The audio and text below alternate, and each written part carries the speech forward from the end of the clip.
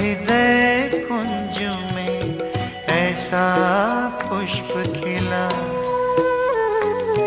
जिसकी सुगंध से जीवन में सुख ही सुख मिला।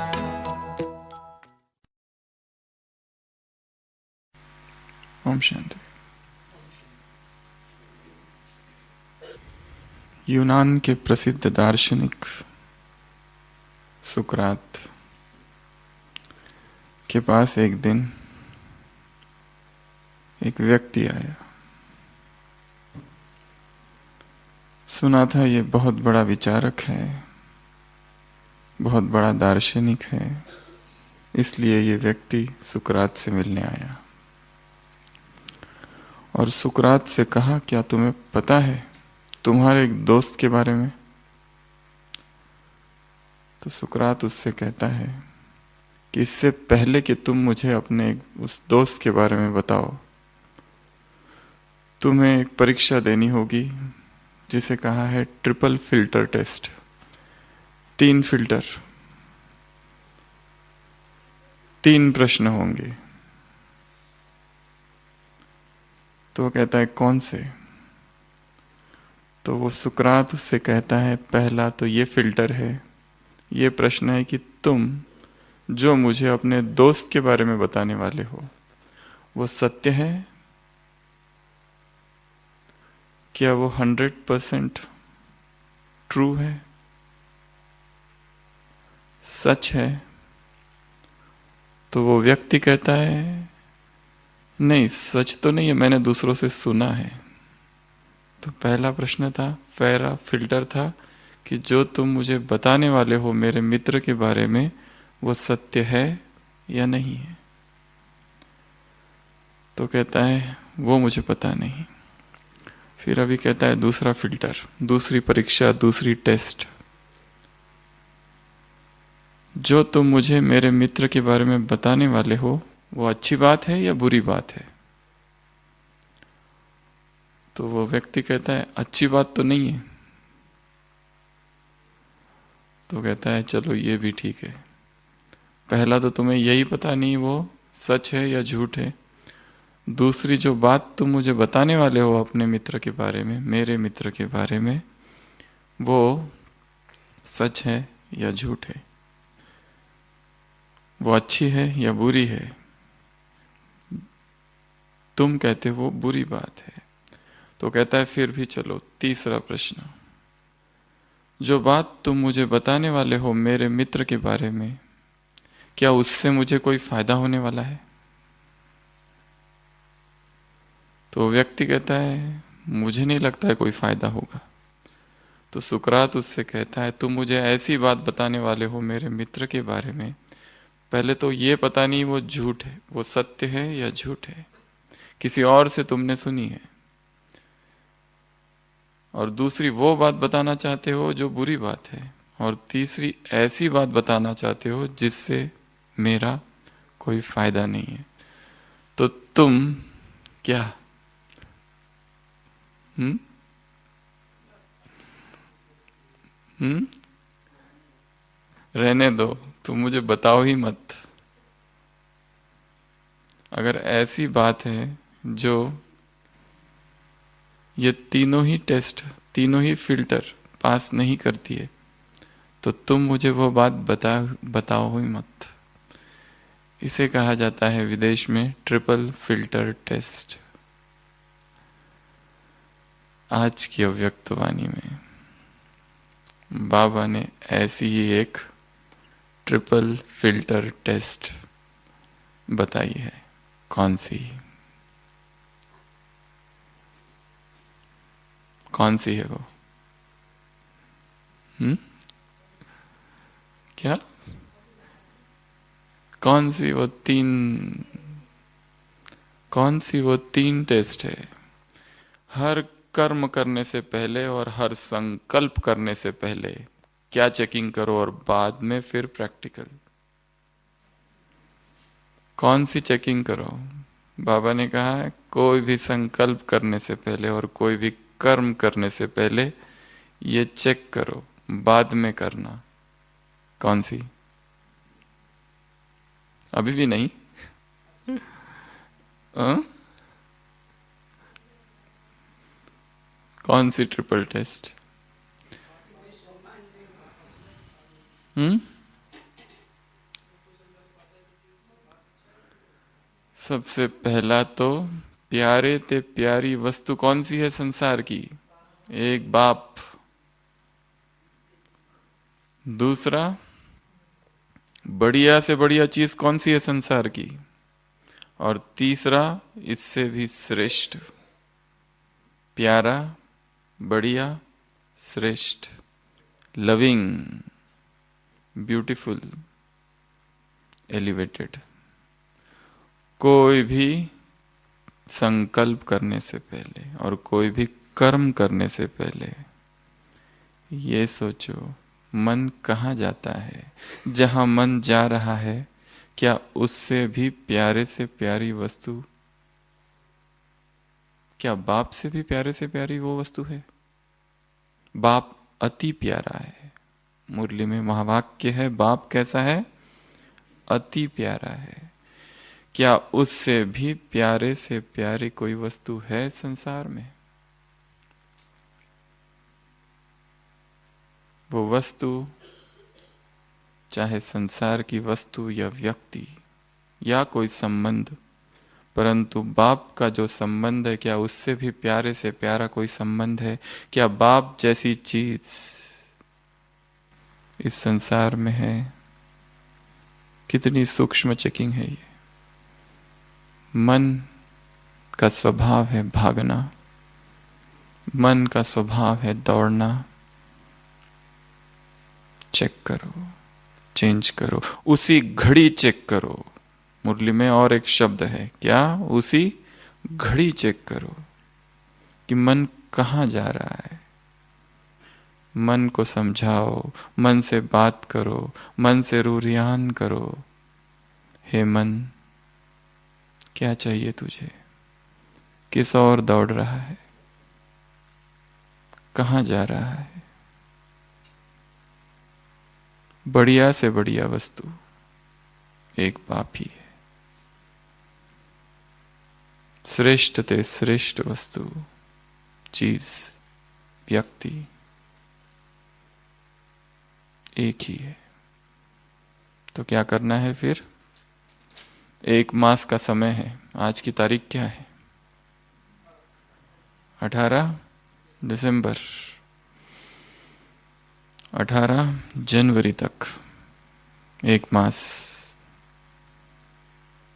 इस मुरली का यह सबसे पहला होमवर्क। क्या करना है? चेकिंग, मन की चेकिंग, और बार बार चेकिंग।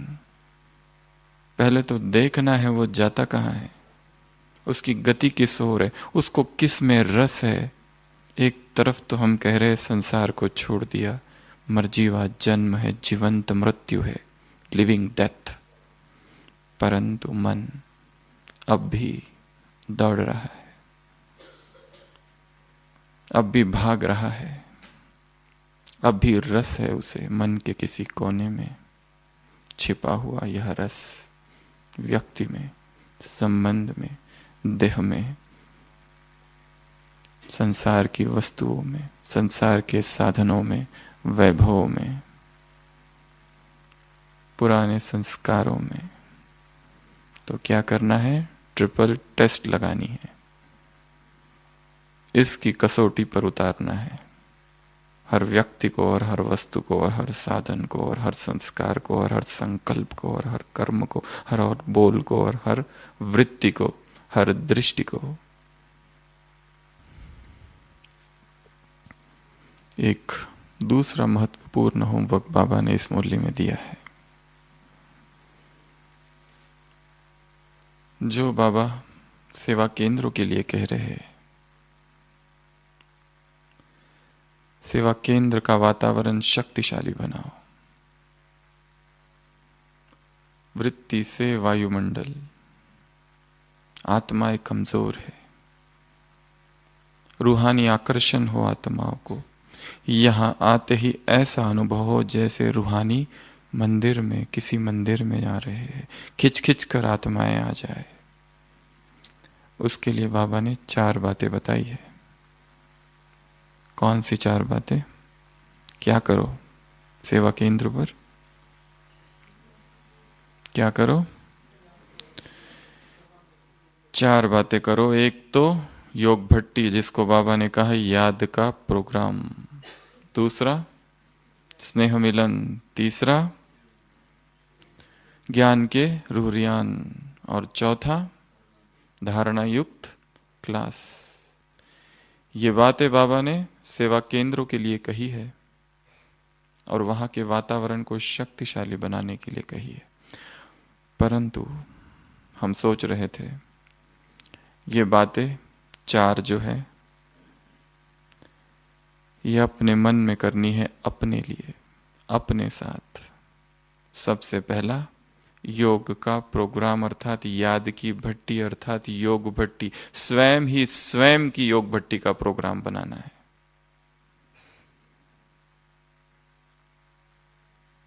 उस रूप से बने या न बने, परंतु स्वयं क्या करना है? स्वयं की योग भट्टी का प्रोग्राम 1 मास का आज से। एक। दूसरा स्नेह मिलन।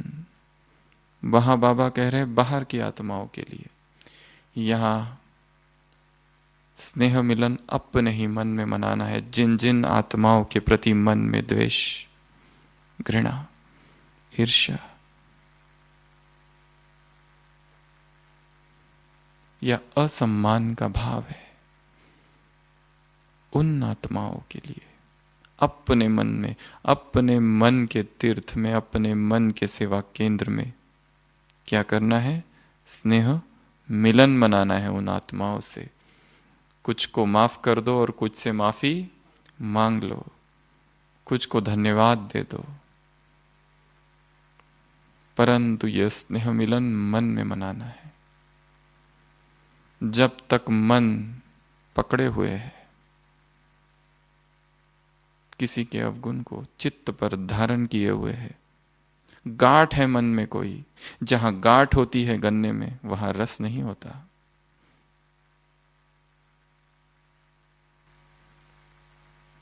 संबंध में कड़वाहट है, मनोमालिन्य है, मनमुटाव है, घृणा का सूक्ष्म भाव छिपा है, पकड़े हुए है, क्षमा नहीं किया है, अब भी मन में नफरत है, अब भी सूक्ष्म बदला भरा हुआ है। किसी ने बहुत दुख दिया, ग्लानि की, अपमान किया, निंदा की, माफ नहीं किया है। स्नेह मिलन मनाना है। तीसरा रूरियान, ग्रुप डिस्कशन। अपने ही मन से रूरियान करना है, क्या करने आए थे और क्या कर रहे हो, किस लिए आए थे, किस लिए ब्राह्मण बने थे, किस लिए बाबा के पास आए थे, कौन सी वो उमंगे थी जब आए थे, कौन से वो संकल्प थे, क्या वो लक्ष्य था और कहां खो गया। डिस्कशन, स्वयं से बात।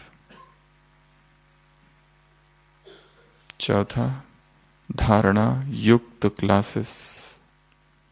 किसकी करानी है? किसकी कराएंगे क्लासेस? ब्राह्मण होशियार है क्लासेस कराने में। बाबा कहते हैं मेरे से भी अच्छी भाषण करते हैं बच्चे, और धारणा वाली क्लास तो और ही जोर से कराते हैं। परंतु क्लास अब किसकी करानी है? खुद की क्लास करानी है। किसका क्लास लेना है? अपना। किसको आग दिखानी है? अपने को। धारणा युक्त क्लासेस स्वयं स्वयं के मन की करानी है। तो ये मुरली से है दूसरा होमवर्क। तीसरा, हर कर्म करते हुए एक सम्मान लेने को बाबा ने कहा है, तब सफलता होगी। कौन सा सम्मान है वो? हर कर्म करते हुए सम्मान लेना है। कौन सा? मैं मास्टर सर्वशक्तिवान आत्मा हूं। फ्रांस, ब्राजील और अन्य ग्रुप से मुलाकात। यह सम्मान लेना है। क्यों लेना है? क्योंकि जैसी वृत्ति होगी वैसा वातावरण होगा, जैसी वृत्ति होगी उससे वायुमंडल बनेगा। वायुमंडल अगर शक्तिशाली है तो आत्माएं खिंच कर आएंगी, क्योंकि आत्माओं में इतना बल नहीं है, इतनी शक्ति नहीं है। तो हमारे मन में जो संकल्प होंगे वो वायुमंडल में तरंगित होंगे। हमारे संकल्प संकल्प तक पहुंचेंगे, संकल्प संकल्प को परिवर्तन करेंगे, वृत्ति वृत्ति को बदलेगी। इतने श्रेष्ठ संकल्प हमारे मन में हो, समान के संकल्प, तब सेवाओं में सफलता होगी। एक रस एक मत जब होगा तब सेवाओं में सफलता होगी।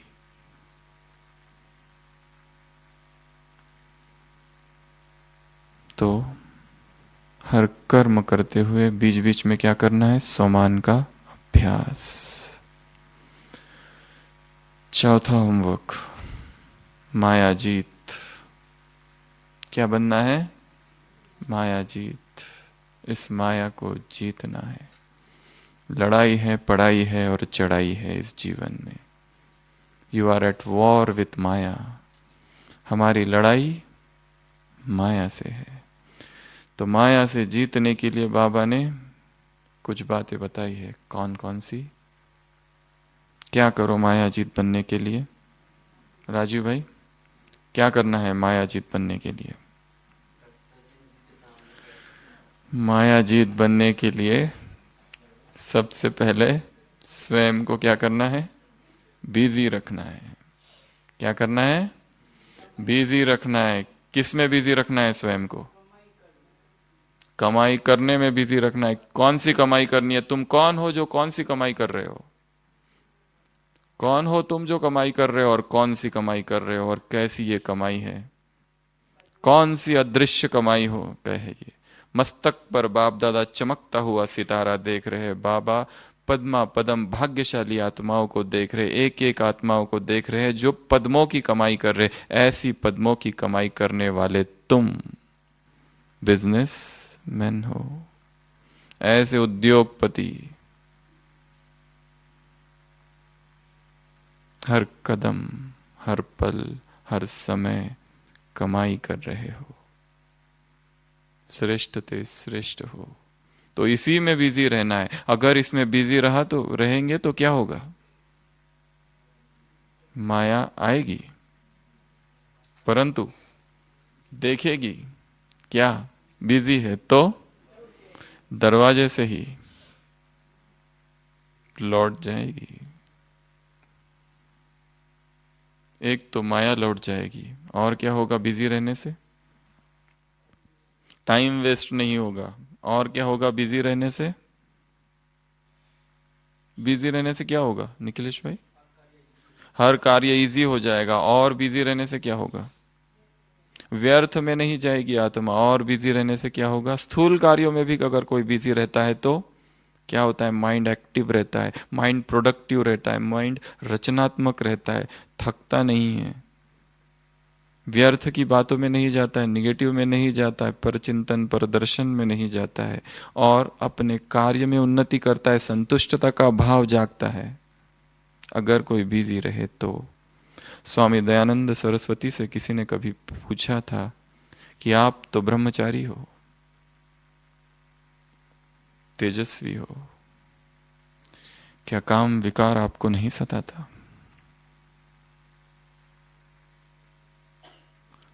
उन्होंने उत्तर दिया था, मैं अपने कार्य में निरंतर इतना व्यस्त रहता हूं, इतना बिजी रहता हूं, तो ये जो काम विकार ये आता तो है, रोज आता है, परंतु जब देखता है कि मैं बहुत बिजी हूं और बहुत व्यस्त हूं तो क्या करता है? लौट कर चला जाता है। मैं अपने आप को कभी खाली नहीं छोड़ता। निरंतर प्लानिंग, निरंतर कार्य की चिंता, निरंतर जगत के कल्याण की चिंता में रहता हूँ। बाबा कहता है तुम्हें भी चिंता होनी चाहिए सतो प्रधान बनने की, तुम्हें भी ओना होना चाहिए, तुम्हें भी पूर्ण होना चाहिए, चिंता होनी चाहिए मैं सतो प्रधान कैसे बनूं। शुभ कार्य है ये, शुभ कार्य में देरी नहीं करनी है, निरंतर इसी में बिजी रहना। तो निरंतर याद में, कमाई में, सेवा में जो बिजी रहते हैं उनके पास माया नहीं आती है। तो मायाजित बनने का पहला साधन कौन सा है? स्वयं को बिजी कर देना। दूसरा क्या करेंगे? दूसरा जर्मनी से मुलाकात क्या करेंगे? दूसरा बाप के साथ रहना, कंबाइंड रहना। माया की स्ट्रेटेजी क्या है? माया किस तरह आक्रमण करती है? सबसे पहले बाप से अलग कर देती है और फिर आक्रमण करती है। इसके लिए निरंतर उसके साथ रहना, उसके साथ चलना, उसके साथ उठना, सारे कार्य उसके साथ करना। कंपनी और कंपेनियन, वरदानी आत्माओं के साथ कौन रहे? वरदाता। सिंगल नहीं होना है, क्या रहना है? युगल मूर्त। तो दूसरा है साथ। तीसरा है मायाजित बनने के लिए क्या करना पड़ेगा? आज की मुरली से माया के नॉलेजफुल बनना होगा। क्या बनना होगा? माया के नॉलेजफुल। जगदीश भाई ने कभी अपने किताब में लिखा हुआ है कि भगवान को जानना बहुत बड़ा काम है, बहुत कठिन काम है। कोर्टों में कोई और कोई में कोई ही जान सकता है भगवान को, भगवान को पहचान लेना। परंतु उससे भी बड़ा एक कार्य है। वो कौन सा? माया को पहचान लेना, माया के काल नेमी रूप को पहचान लेना। काल नेमी पता है ना? काल नेमी हाँ, हनुमान जब संजीवनी बूटी लेने जाते रहता है तो नीचे देखता है एक महात्यागी और महातपस्वी, एक योगी बैठा है एक पर्वत पर और शिव का गुणगान कर रहा है। देखकर ऐसे लगता था ये जैसे बहुत बड़ा शिव भक्त है, कोई शिव की भक्ति कर रहा है। हनुमान को प्यास भी लगती है और भूख भी, इसके लिए नीचे उतरता है उस पर्वत पर, उसकी वंदना करता है, सोचता है बहुत बड़ा भक्त है। वो भक्त कौन होता है वास्तव में? कालनेमी, जो कि रावण का अंकल होता है। रावण ने भेजा होता है कि हनुमान को मार दो तो आधा राज्य, आधी लंका तुम्हारी। भेष बदल कर आता है। कौन सा भेष धारण करके आता है? शिव भक्त का, साधु का वेश धारण करके आता है। हनुमान कहता है मैं तुम्हारे पास जो फल है वो स्वीकार तो करूंगा, परंतु पहले नहा के आता हूं। और दिखाया है कहानी में, नहाने जाता है, एक मगरमच्छ पकड़ता है, मगरमच्छ का उद्धार करता है, अप्सरा प्रकट होती है, अप्सरा कहती है इससे बच के रहना, ये कोई साधु वाधु नहीं है। कौन है? राक्षस है। तो माया कौन सा रूप धारण करती है? कालनेमी रूप, साधु का रूप। श्वेत वस्त्र धारण करके घूम रही है इधर बैच लगाते हुए। उसे पहचानना होगा। बाप को तो पहचान लिया, अब माया के नॉलेजफुल, किस रूप से माया आ रही है ये जान लेना कि ये माया है। ये अलग कर देना, ये मनमत, ये श्रीमत और ये परमत, बस यही पुरुषार्थ है। छांट लेना, मनमत क्या, परमत क्या और श्रीमत क्या। माया किसी भी रूप से आ सकती है। अभी अभी था ना, रुस्तम जैसे बनते जाओगे तो माया भी रुस्तम बनेगी। माया को परखना, माया को जानना, इसके लिए बुद्धि बहुत ही तीक्ष्ण बहुत ही सूक्ष्म चाहिए, तो ही पहचान सकेंगे। हनुमान के जीवन में और दिखा है, समुद्र यात्रा जब करता है अंगूठी पहुंचाने, तो कितने अलग अलग रूप से आती है माया वहां पर भी। मैनाक पर्वत आता है, एक सोने का पर्वत, वो उसमें उतरता तो है परंतु ठहरता नहीं है, फंसता नहीं है वहां पर। सुरसा, लंकिनी, अलग अलग रूप से माया आती है, परंतु उसे तो पहुंचना है, उसे तो अपने लक्ष्य का, अपने गंतव्य की चिंता है। तो माया को पहचानना। और चौथा रूप, चौथी विधि माया को जीतने की, जापान से मुलाकात में एक रस और एक मत, संगठन में सभी एक मत हो और एक रस हो तो माया आ नहीं सकेगी और वायुमंडल शक्तिशाली होगा। तो ये 4 विधि बताई है बाबा ने, किस लिए? मायाजीत बनने के लिए। सबसे पहला, स्वयं को बिजी कर देना। जो लोग बिजी नहीं रहते उनको किसी ना किसी रूप से माया आती रहती है। जिनके मन में प्लान है, क्या करना है, क्या पुरुषार्थ करना है, पुरुषार्थ की चिंता है, एक एक पल का प्लानिंग है, तो सबसे पहले बिजी, दूसरा बाप के साथ, तीसरा माया को पहचान लेना, मेरे जीवन में माया किस किस रूप से आज के दिन में विद्यमान है। हो सकता है जिसे हमने बहुत ही प्यार से अपने साथ रखा है, अपना साथी बनाकर, और जिसे हमने माना है ये सामान्य है, ये होना ही चाहिए, इसकी बहुत आवश्यकता है, ये बहुत जरूरी है, हो सकता है वही व्यक्ति माया है जीवन में। जिसे गहनों की तरह सजाए रखा है, शायद वही बंधन है। जिसकी दिन रात चिंता में है, शायद वही सबसे बड़ी माया है। जिसे सबसे बड़ा मित्र समझ रखा है, वही सबसे बड़ा शत्रु है। जिस आसक्ति को पुरुषार्थ में सहयोगी समझ रखा है, जिस व्यक्ति को सेवा में साथी समझ रखा है, शायद संभवतः परहैप्स वही बाधा है। यह जान लेना ही तीव्र पुरुषार्थ है। और चौथा, एक रस, एक मत।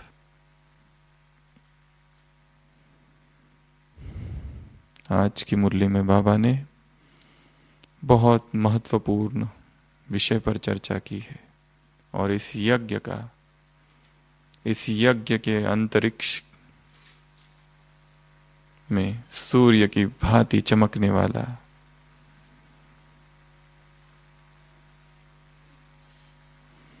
जो विषय है वो कौन सा है? संपूर्ण पवित्रता, कंप्लीट प्यूरिटी। जगदीश भाई जी ने किताब लिखी थी, शायद अब वो लिटरेचर डिपार्टमेंट में नहीं है, स्पॉटलाइट, अंग्रेजी में किताब थी छोटी सी, spotlight on knowledge, purity and Rajyoga. उसमें प्यूरिटी शब्द के कुछ अर्थ बताए थे। अंग्रेजी शब्द है PURITY। उसी अर्थों में उसके अर्थ बताए थे, हाउ टू अचीव प्यूरिटी। उसमें एक पैराग्राफ है जिसमें बताया है प्यूरिटी का क्या अर्थ है। P सबसे पहले है, P means power to control the mind, वह शक्ति जिससे मन वश में आ जाए। P U अर्जेंसी, U मतलब अर्जेंसी। कौन सी अर्जेंसी है प्यूरिटी के विषय में?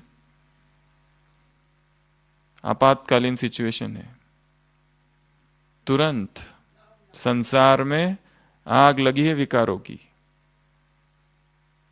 कल की मुरली, साकार मुरली में पवित्र बनना और बनाना यही शुभ कार्य है, धारणा में कहा इसमें देरी नहीं करनी है। ये कार्य अर्जेंट वर्क है। पवित्र बनना बहुत समय लगा दिया है, ज्ञान तो कब से मिल गया, परंतु फिर भी पवित्रता का बार बार खंडन हो रहा है। अब समय है, अब ये आपातकालीन परिस्थिति आई है, अर्जेंसी। पवित्र कब बनना है? कहते तो है सब बनना है, बनाना है, परंतु बाद में बनेंगे, टाइम है अभी बहुत urgent. R, PUR, R, right consciousness, right company, right food, reading godly versions, पढ़ना और चिंतन करना, रीडिंग गॉडली वर्शंस, परमात्मा महावाक्य, राइट कॉन्शियसनेस, राइट वह सम्यक चेतना का भाव, वह सम्यक चेतना का बोध, वह सम्यक संग। आज कहा ना, कुसंग क्या है? पराई चीज है, हमारे संस्कार नहीं है। पवित्रता हमारे संस्कार है, आदि अनादि संस्कार। राइट फूड, ब्राह्मणों के बुद्धि का भोजन क्या है? पवित्र संकल्प। आय, उसके बाद है आय, आय अर्थात इंट्रोवर्शन, अंतर्मुखता, और वाय, वाय अर्थात योग, योगा। तो ये 6 बातें बताई है। प्यूरिटी की परिभाषा कहो या वेज टू अचीव प्यूरिटी, ये सभी अपने जीवन में लानी है। और आज की मुरली में बाबा क्या देख रहे हैं? प्यूरिटी की रेखा। हमेशा क्या देखते हैं? भाग्य की रेखा है। आज बाबा क्या देख रहे हैं? प्यूरिटी की रेखा है। तो इस मुरली में हमने 21 बातें ऐसी निकाली है, टोटल 21 पॉइंट्स ऑफ प्यूरिटी। अगर ये बातें बाबा ने कहा स्मृति में है तो पवित्रता सहज है, वरना पवित्रता में हठ और पवित्रता में मेहनत, या पवित्रता में प्रश्न। तो हट ना रहे, मेहनत ना रहे और प्रश्न ना रहे, पवित्र बनूं, पवित्र हूं, ये सब ना हो। तो ऐसी बाबा ने आज की मुरली में पवित्रता की 21 पॉइंट से, उससे पहले बाबा ने एक वरदान दिया है आते ही। कौन सा? एक नहीं, 2। सहज योगी बनो और पवित्र भव। सहज योगी भव और पवित्र भव। ये जो पवित्रता की पॉइंट्स है 21, चाहे इनको पवित्रता का महत्व कहो, चाहे पवित्रता को लाने की विधि कहो, या पवित्रता के विषय में कही हुई सर्वश्रेष्ठ पॉइंट्स कहो, वैसे तो पवित्रता बहुत ऊंचा सब्जेक्ट है, जो ब्रह्मचर्य से शुरुआत होती है, जिसकी काम को जीतना, सारे विकारों को जीतना, और ब्रह्मचर्य, पवित्रता, निर्विकारिता, पावनता। देवताओं के लिए कहा जाता है पावन, वो अंतिम लक्ष्य है। ब्रह्मचर्य पर बहुत बार चर्चा की है, आज पवित्रता पर चर्चा करेंगे। तो सबसे पहली पॉइंट जो बाबा ने आज की मुरली में कही, इस महान जीवन की क्या है? पवित्रता, महानता। इन पॉइंट्स को सभी याद कर लेंगे, अपनी बुद्धि पर छाप लेंगे, ताकि कभी भूले ना। बाबा ने कहा स्मृति स्वरूप हो तो समर्थी स्वरूप हो जाएंगे। निरंतर बुद्धि में एक भी पॉइंट ना भूले। और अगला 1 मास हमारे पास है पुरुषार्थ का। तो अपनी प्यूरिटी की जो स्टेज है, प्यूरिटी का जो ग्राफ है, प्यूरिटी का जो पुरुषार्थ है और प्यूरिटी की जो अवस्था है, वो इतनी आगे बढ़ानी है। इन सभी पॉइंट्स को याद रखते हुए सबसे पहली पॉइंट, पवित्रता इस महान जीवन की क्या है? महानता है। संसार में इतने व्यक्ति है, वो केवल ब्रह्मचारी रहते हैं और इतनी अद्भुत शक्ति उनमें आ जाती है। केवल ब्रह्मचर्य के बल से, केवल ब्रह्मचर्य के बल से वह तेज और वो ओज और वो पावर उनमें प्रकट हो जाती है। यहां तो पवित्रता की बातें चल रही है। तो पहला पॉइंट, महान जीवन की महानता। दूसरा पॉइंट, पवित्रता ही इस जीवन का श्रेष्ठ श्रृंगार है। हमारा श्रृंगार संसार के श्रृंगार की तरह नहीं है, ना ही संसार का जो श्रृंगार है उससे जो आत्मा श्रृंगारित है वो किसी भी अर्थों में सुंदर है, क्योंकि वहां सत्य नहीं है, और जहां सत्य नहीं वहां शिव नहीं, और वहां सुंदर भी नहीं। पवित्रता ही हमारा क्या है? गहना है, श्रृंगार है, डेकोरेशन है, ऑर्नामेंट है। तो दूसरी पॉइंट है, पवित्रता से स्वयं को श्रृंगारना है। जितना श्रृंगार अब है उससे संतुष्ट नहीं होना है। जितनी पवित्रता की स्थिति, पवित्रता की लेवल और पवित्रता है, उसे 10 गुना बढ़ाना है। कितना? 10 टाइम्स।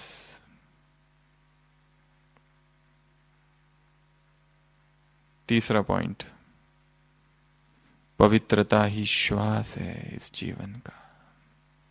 क्या है? श्वास। यदि श्वास ही ना हो तो क्या हो जाएगा? व्यक्ति मर जाएगा। तो जो ब्राह्मण जिनके नासपुटों में यह श्वास आ नहीं रहा है और जा नहीं रहा है, क्या उसे जिंदा कहेंगे? वो ब्राह्मण ही नहीं है। शायद ब्राह्मण जीवन से ही मृत्यु हो गई है। तो इस जीवन का श्वास क्या है? पवित्रता। चौथा पॉइंट, 21 जन्म के प्रारब्ध का आधार। भविष्य जो पद मिलने वाला है, भविष्य जो राजाई है, उसका आधार अब है। जैसा हम अब होंगे उसी अनुसार हमें पद मिलेगा। तो भविष्य का भी आधार वर्तमान है, भविष्य का भी आधार वर्तमान की प्यूरिटी की स्टेज है। चौथा। पांचवा, मिलन का आधार क्या है? बाप और बच्चे के मिलन का आधार, आत्मा और परमात्मा के मिलन का आधार है पवित्र बुद्धि। कबीरा मन निर्मल भया, जैसे गंगा नीर, पीछे पीछे हरि फिरत, कहत कबीर कबीर। कबीर कहता है मेरा मन ऐसा निर्मल हो गया है जैसे गंगा नीर। अब तक तो मैं उसके पीछे था, अब पाछे पाछे हरि फिरत, कहत कबीर कबीर। वो हमारे पीछे है। वाह मेरे बच्चे, आज कहा ना, वो कहते हैं वाह मेरे बच्चे और वो कहते हैं वाह मेरे बच्चे। सारे कल्प में ना तो ऐसा बाप कहीं होगा और ना ऐसे बच्चे कहीं रह सकते हैं। और उसकी श्रीमत पर यदि चले तो फूलों की वर्षा होगी ऊपर से। अभी अभी इसी वक्त प्रकट हो जाएंगे सारे देवता, गंधर्व, यक्ष, किन्नर, फरिश्ते, एंजल्स, सारे के सारे। तो पांचवी पॉइंट है, आत्मा और परमात्मा का मिलन अव्यक्त मिलन है। इसका आधार है पवित्र बुद्धि। ये कोई व्यक्ति से मिलन नहीं है, अव्यक्ति से मिलन है। किससे मिलन है? अव्यक्ति से। किसी व्यक्ति से नहीं, किसी सांसारिक देहधारी से नहीं, किसी पार्थिव जीवधारी से नहीं। अव्यक्ति मिलन, अव्यक्त मिलन। छठवा, जो बातें जैसी जैसी बता रहे हैं बुद्धि में एक एक पॉइंट छप जाए, कभी ना भूले। 21 पॉइंट है टोटल। छठवा, सर्व प्राप्तियों का आधार। अगर पवित्रता नहीं तो कुछ नहीं। सुख और शांति तो वो बच्चे हैं जो पवित्रता की गोद में खेलते हैं।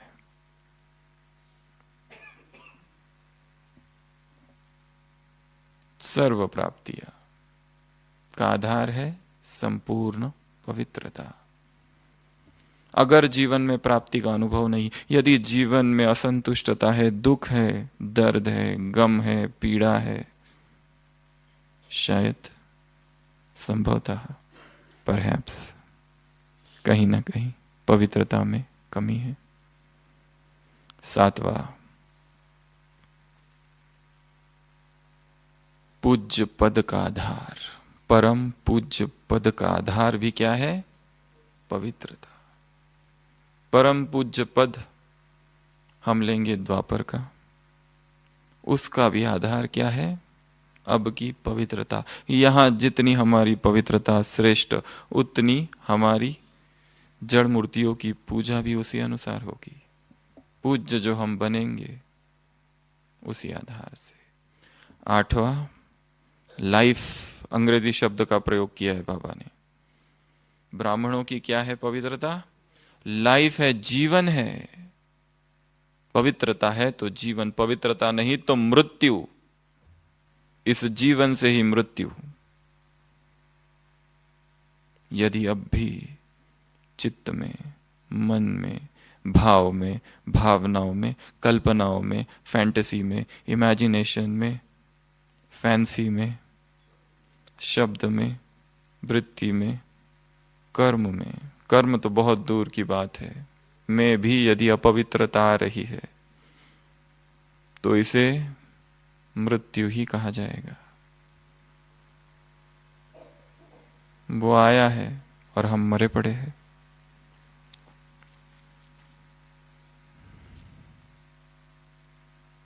नौवा, पवित्रता ही जीवदान है, जीवदान है। पवित्रता ही क्या है? डोनेशन ऑफ लाइफ, जीवदान है इस जीवन का। 10वां,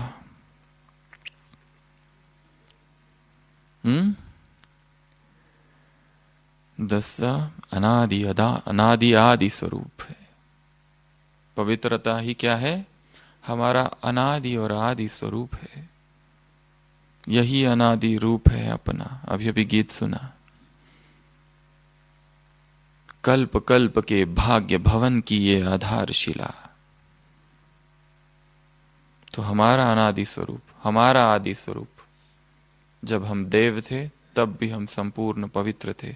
जब हम परम धाम में थे वो हमारा परम पवित्र स्वरूप था। इनको याद करना, इनको स्मृति में लाना, इस समर्थि में रहना, इस स्मृति में रहना तो समर्थ होंगे। 11वां, विशेष जन्म की विशेषता। 11वां विशेषता है ये। इस जीवन की विशेषता ही पवित्रता है। अगर यह नहीं तो हम ब्राह्मण ही नहीं, विशेष ही नहीं जीवन। बाबा ने कहा है नवीनता है पवित्रता, इस जीवन की विशेषता। 12वां, बुद्धि का भोजन है पवित्र संकल्प। 13वां, रोशनी है, आंखों की रोशनी, पवित्र दृष्टि। हमारी जो दृष्टि है यदि उसमें अपवित्रता है इसका मतलब हम अंधे हैं। आंखों की बिनाई, आंखों की रोशनी, the light of the eyes, purity है। 14वां, पवित्र कर्म हमारा विशेष धंधा है। हमारे सभी कर्म कैसे हो? पवित्र हो। 15वां, पवित्र संबंध संपर्क हमारा क्या है? मर्यादा है। सबसे पावरफुल पॉइंट है ये। हमारे जो संबंध संपर्क है आत्माओं के साथ, यदि उसमें विकार की भावना है, यदि उसमें अपवित्र भाव है, भावना है, फीलिंग है, इमोशंस है, कल्पनाएं हैं, इच्छाएं है, कामनाएं हैं, देह का आकर्षण है, दैहिक भोग की कामना है, इच्छाएं है, प्राप्ति की कामना है, डिटैचमेंट नहीं है, मोह है, आसक्ति है, लगाव है, झुकाव है, अनुरक्ति है, तो इसे पवित्र संबंध संपर्क नहीं कहा जाएगा। हमारी कोड ऑफ कंडक्ट, हमारी मर्यादा क्या है? पवित्र संबंध। 16वां, पवित्रता ही जीवन का वरदान है। क्या है? इस जीवन का वरदान है। तो हट और मेहनत क्यों? हट तो सन्यासियों ने भी की, परंतु कुछ मिला? कुछ नहीं मिला। मेहनत तो योगियों ने भी की, ऋषियों ने भी की, परंतु मेहनत, एफर्ट कभी सफल नहीं हुए। 17वीं निजी वस्तु है। पवित्रता क्या है? तुम्हारी निजी वस्तु है। बाप अपना, रावण पराया। अपने, जो अपना है उसको अपनाने में मेहनत, तो निजी वस्तु है। क्या हमने इसे निजी वस्तु माना है? बाबा ने कहा है पवित्रता की जायदाद बाप देने आए हैं। निजी वस्तु, अपनी वस्तु। 17वीं पॉइंट। 16 हो गया? नहीं, ये 16 थी, अभी 17। 18, चलो 18 ले लो। बाप का वरदान है। पहला था जीवन का वरदान, 16वीं थी जीवन का वरदान, 18वीं है ये बाप का वरदान है। और इसका तुम्हें नशा रहना चाहिए, इस वरदान का नशा रहना चाहिए। ये वरदान अपना वरदान है, इसका तुम्हें नशा रहना चाहिए। 19वीं पॉइंट। 19वीं में 6 बातें हैं। स्वस्वरूप पवित्र, स्वदेश पवित्र, स्वधर्म पवित्र, स्वराज्य पवित्र, स्व का यादगार परम पवित्र पूज्य, और सुकर्म।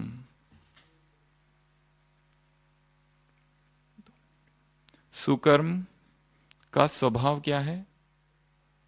कर्मेंद्रियों का अनादि स्वभाव क्या है? सुकर्म। कितनी अच्छा ये वाक्य है। कर्मेंद्रियों का अनादि स्वभाव सुकर्म है। जो अगर विकर्म हो रहे हैं वो उसका अनादि स्वभाव नहीं है। कर्मेंद्रियों का अनादि स्वभाव क्या है? सुकर्म। 20वीं पॉइंट। स्वमान। कौन सा स्वमान?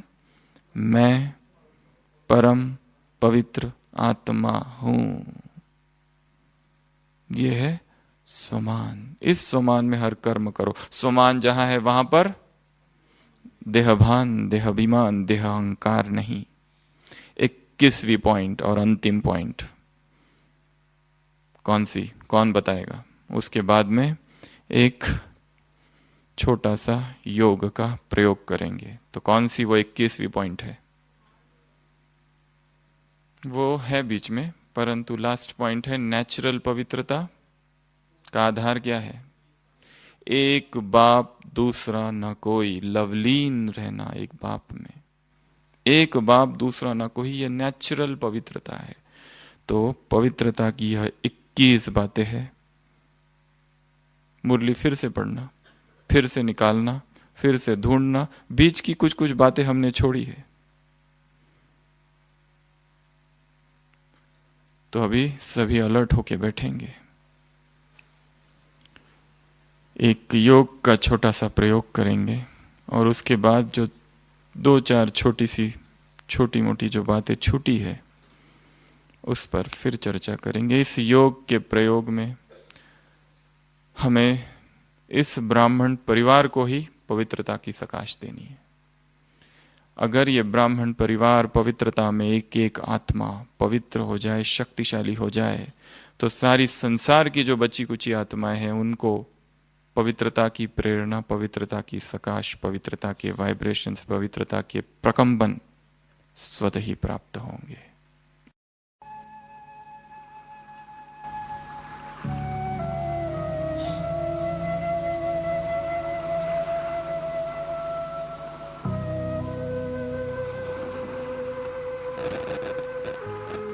देह के भव्य भाल पर विराजमान मैं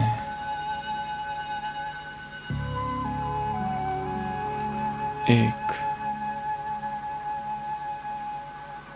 परम पवित्र आत्मा हूं।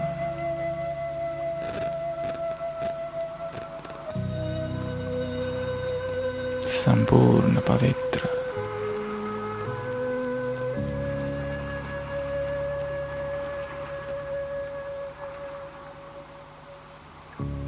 पवित्रता ही मेरा श्रृंगार है, पवित्रता ही मेरा जीवन है।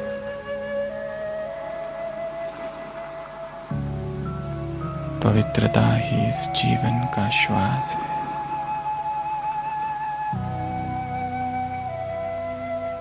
मैं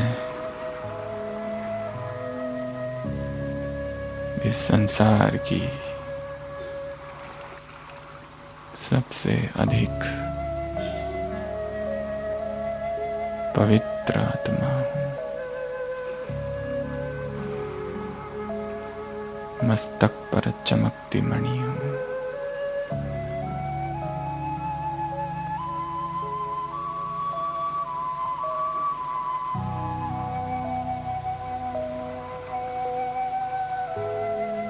अपने आप को देख रहा हूं, कैसा दिव्य प्रकाश है मेरा।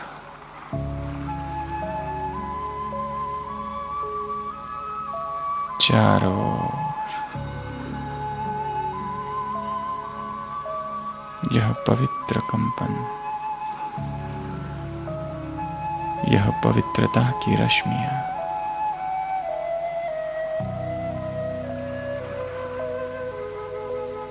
यह पवित्रता के श्रेष्ठ वाइब्रेशन फैल रहे हैं।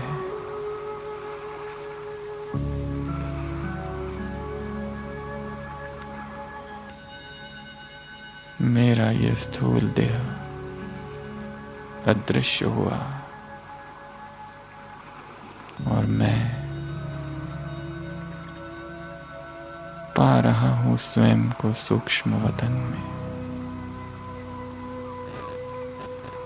अति पवित्र सूक्ष्म देह धारण कर।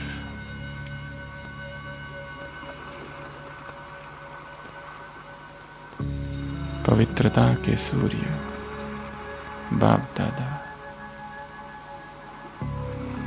मेरे सम्मुख है।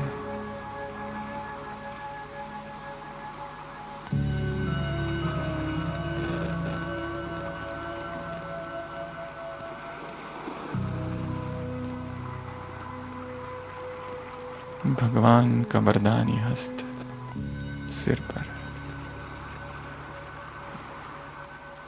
बच्चे सहज योगी भव।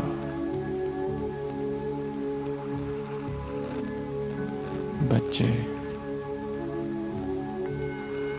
पवित्र भव।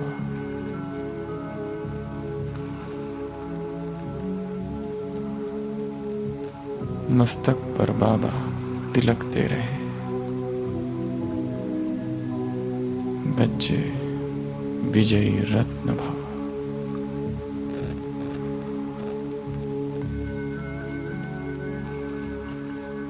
देखते ही देखते समग्र ब्राह्मण परिवार यहां पर इमर्ज हुआ है।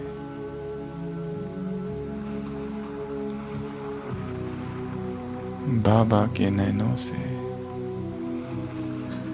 अतीव पवित्रता की किरणें निकल समूचे ब्राह्मण परिवार पर पड़ रही है।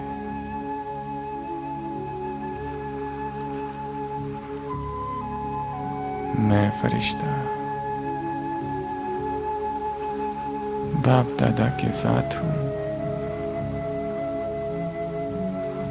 और मुझसे भी इस संपूर्ण परिवार को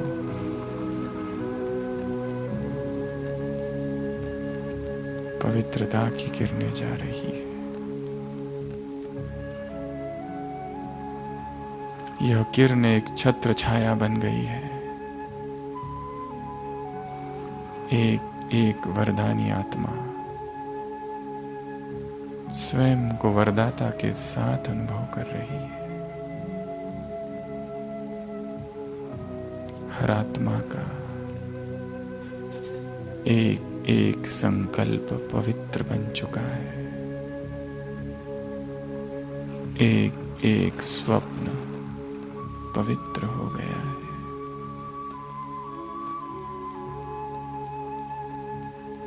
स्वयं उस सुप्रीम कंपेनियन की कंपनी का अनुभव कर रहे हैं।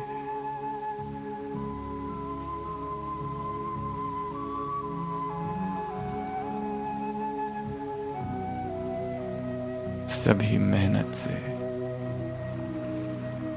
हट से और प्रश्नों से मुक्त हो गए।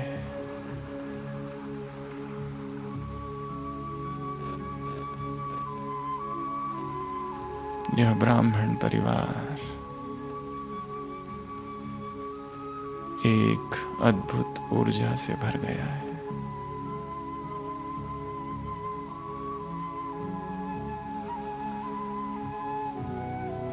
ऐसी दिव्य पवित्रता, ऐसा पवित्रता का तेज, ऐसा पवित्रता का सुख। आहा,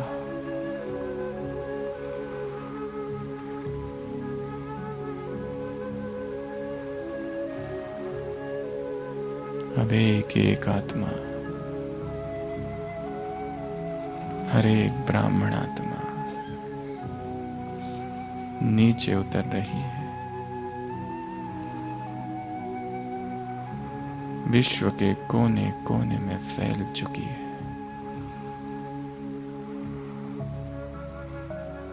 एक एक अनेकों के कल्याण की निमित्त बन रही है। संसार की आत्माएं आकाश में इन फरिश्तों को देख रही है। चारों ओर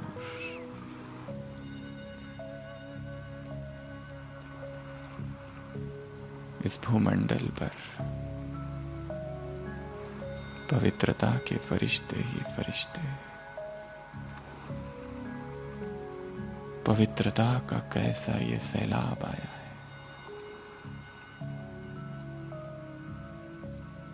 इस बाढ़ में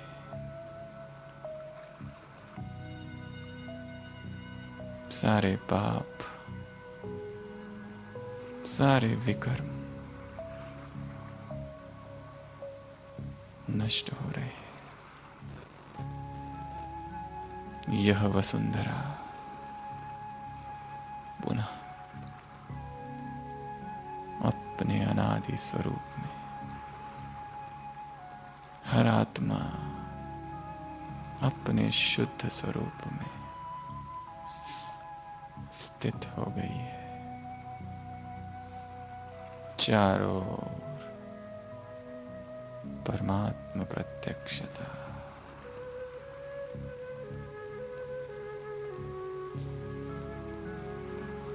इसी दृश्य को अपने नैनों में भरते हुए मैं फरिश्ता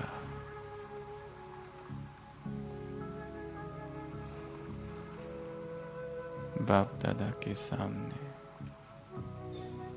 आज प्रतिज्ञा करता हूं, बाबा आज से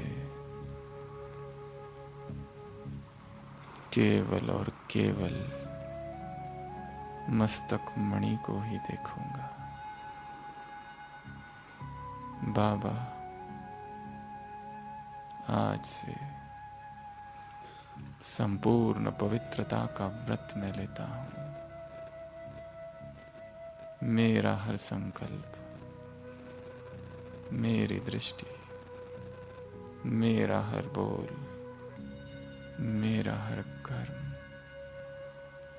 पवित्रता से आपूरित होगा।